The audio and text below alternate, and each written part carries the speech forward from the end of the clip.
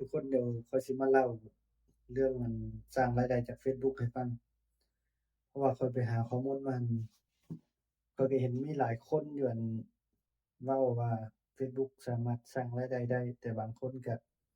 ว่าแนวนั้นแนวนี้ว่าสร้างรายได้บ่ได้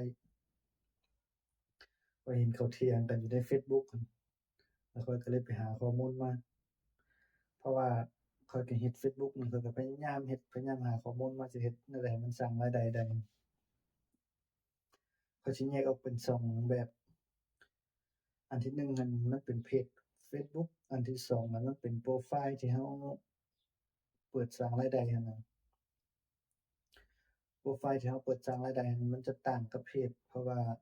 1มานี่เราสามารถมีแอดมินได้คนเดียวมันต่างกับเพจเพราะว่าเพจนั้นมีแอดมินได้หลายคนเดี๋ยวข้อยสิมาเล่าเฉพาะการสร้างรายได้ซะก่อนว่ามันเป็นแนวใด Facebook โพรไฟล์นี่มันยังบ่สามารถสร้างรายได้จากเนื้อหาได้เทื่อในประเทศลาวแล้วก็เครื่องมือสร้างรายได้อื่นๆก็ยังบ่สามารถเฮ็ดได้มันสามารถส่งดาวได้อย่างเดียวเฉพาะประเทศลาวเฉพาะ Facebook โพรไฟล์ถ้าว่าเราอยากสร้างรายได้จากเนื้อหาเราอยู่ประเทศลาวนี่เราสามารถเราอยู่ประเทศลาวนี่ถ้าว่าเราอยากสร้างรายได้จากเนื้อหานี่มันมีวิธีคือ1เราต้องไปเปิดบัตรแรงงานอยู่ไทย 2มาแล้วครับเราต้องเปิดบัญชีรับเงินหรือว่าบัญชีไทยแหละธนาคารใดก็ได้เพราะว่าถ้าเราเปิดบัญชีไทยแล้วก็บัตรแรงงานอยู่ไทยนั่นน่ะเราจะเอาบัญชีไทยมาเชื่อมกับบัญชีของเราบัญชีเฟซบุ๊กนี่ถ้าว่าเราไปไทยแล้วเราใช้เบอร์ไทยอันก็แฮ่งดีเพราะว่าสัญญาณไทยนี่มันจะเฮ็ดให้เฟซบุ๊ก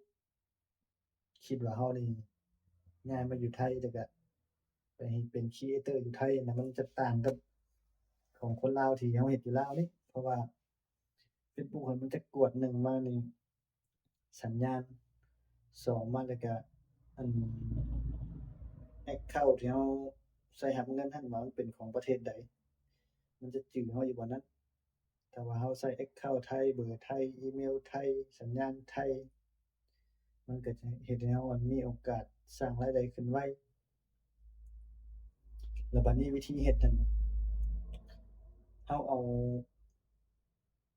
บัญชีไทยอันน่ะมาผูกกับบัญชีเฟซบุ๊กของเรานั้นเป็นบัญชีรับเงิน หลังจากนั้นนั่นเฟซบุ๊กจะส่งเครื่องมือให้เราเฟซบุ๊กจะส่งเครื่องมือให้เราหลังจากที่เฟซบุ๊กส่งเครื่องมือให้เราแล้วเราจะได้ตั้งค่าแล้วก็เปิดสร้างรายได้หลังจากนั้นถ้าว่าเงินเราน่ะเราเฮ็ดรายได้เฮ็ดคลิปวิดีโอให้มีรายได้ฮอด$100แล้วมันจะโอนเข้ามาบัญชีของเรานั้นของตัวที่เราตั้งค่านั้นหลังจากนั้นมันจะให้เรายืนยันตัวตน ถ้าว่าเราใช้บัญชีเราใช้พาสปอร์ตลาวน่ะยืนยันได้ว่าเอกสารของลาวนี่ไปยืนยันเนี่ยมันจะยืนยันบ่ได้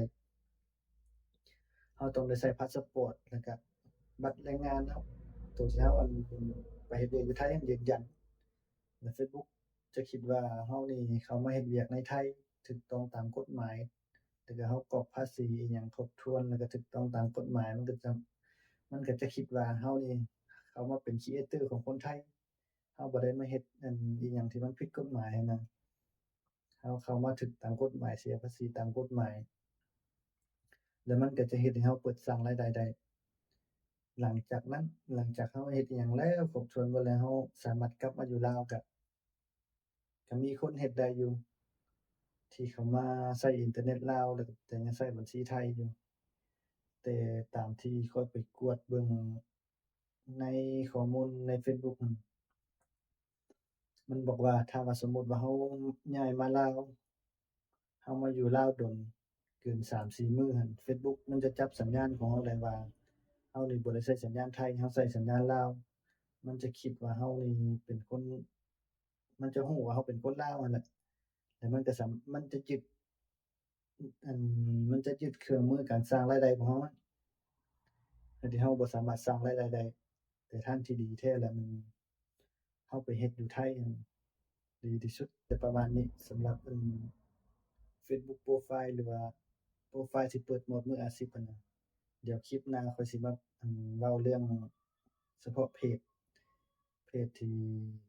จะสร้างรายได้นั้นต้องเฮ็ดแนวใดถ้าว่าคลิปนี้มีประโยชน์ก็กดไลก์กดแชร์กดติดตามคอมเมนต์ให้แหน่